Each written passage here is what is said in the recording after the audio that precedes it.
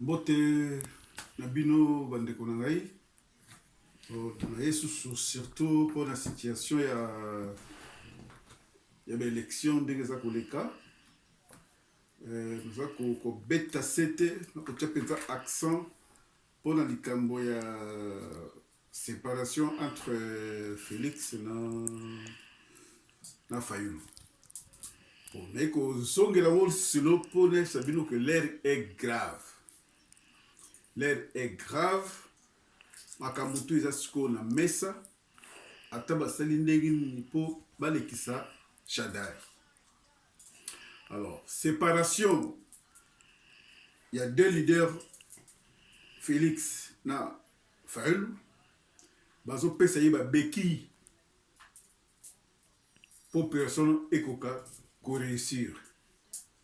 Alors, na eko senga lisusu na bandilo mi balé vraiment tango ekomi makasi po bayokana basangana. Alors, batika hypocrisie ya koloba voilà soki ya longi na kosepela okula pe soki ya longi na kosepela eza hypocrisie. Peuple a savoir mito kobi ko comprendre eza hypocrisie bozo travailler pour l'intérêt personnel.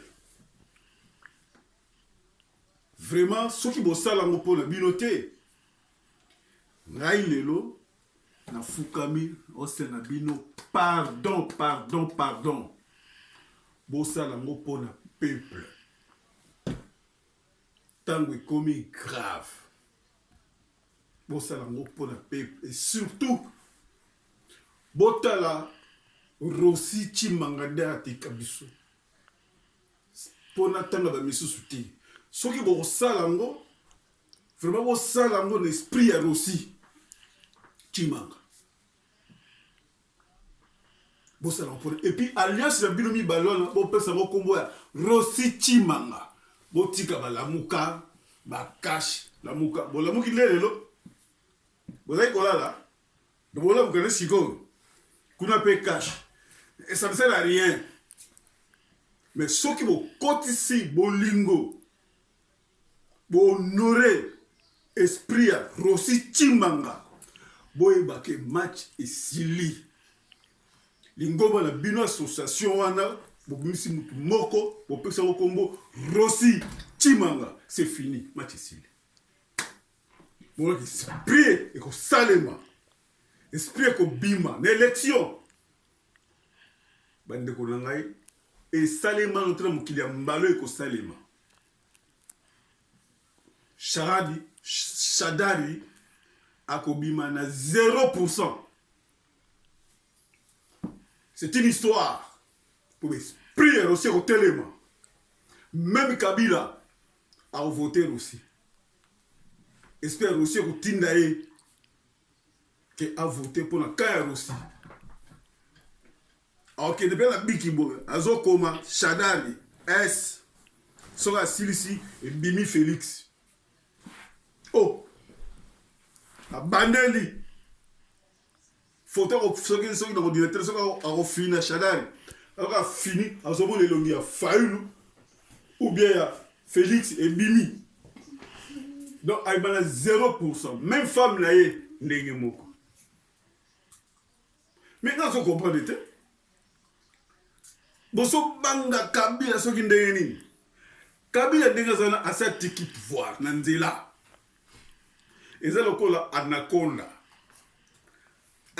Nyoka a changé ka poso. Donc accueilli a tiki poso wana il a changé.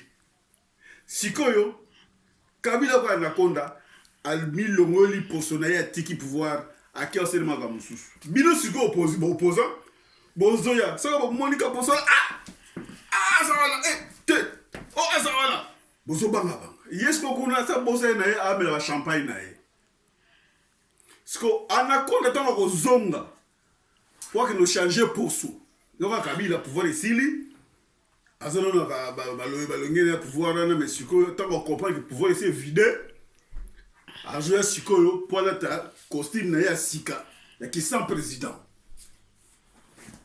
que y'a anaconda tant que koya na nzela pas que le considère changer costume sika au moins mais pour ce tika qui pouvoir na tika qui devant qu'on la poso te oh mon le que le costume mususu poso mususu tika récupérer la poso na donc récupérer pouvoir na ye siko ya telemi anakonda telemi siko beaucoup zoba venait en désordre parce que récupérer pour se récupérer pouvoir beaucoup on la monter à côté de Rabino va venir en désordre. Ce que va venir bon le coup faté. Kaka bon va le vimba.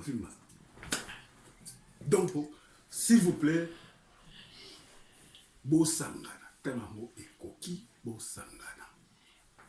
To se bino pardon. Parce que à l'île bozo que ceux qui bozo camper kaka la séparation. Je vous dis cette fois, peuple a s'occuper de bino opposant, pour trahir le peuple, après si bino confiance, batuba koufi, après si bino confiance, mais les loyaux, vous trahir le peuple amour pour la séparation de bino égoïste. Je vous dis une chose, ceux qui bokaïne moi, en ordre de disperser, boy va que bokabi victoire. Et pas ya Chadari. Alors, bino ba opposant, to bino devant responsabilité. Bino. Ce qui est ça, le bino qui vous perdre,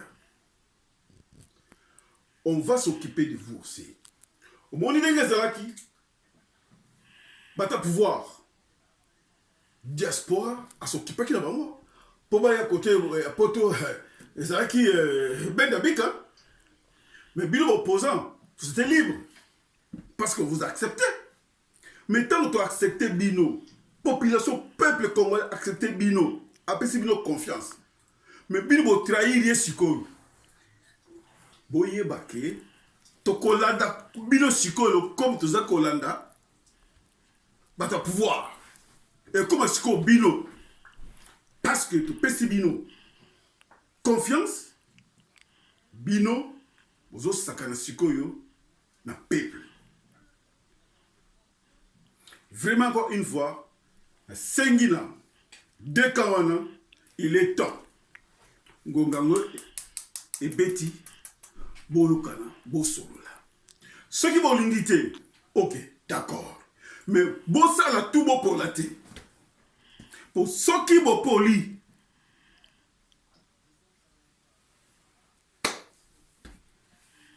peuple a s'occuper ce qu'on a bino. To tiki bino besoin. Responsabilité bino en main. Boluka moyen. Bosanga. L'air est grave. On est que moi les bosso. Alors, le Cameroun balé. Zaki li kambo oya mama Olive alobaki. Mais bandeko na ngai na kosenga bino bozana retenu. Dossier wana tokunda yango poza soni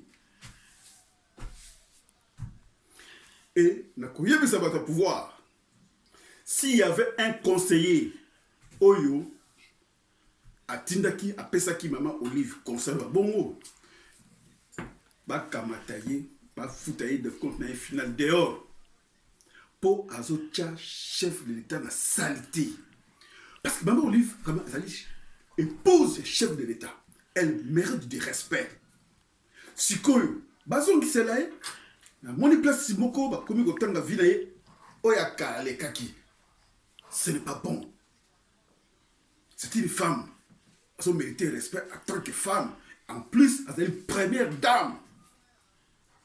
Il y a beaucoup de Congo. Alors, il faut respect. Alors, pour pas payer respect, il y a mon pas me payer respect.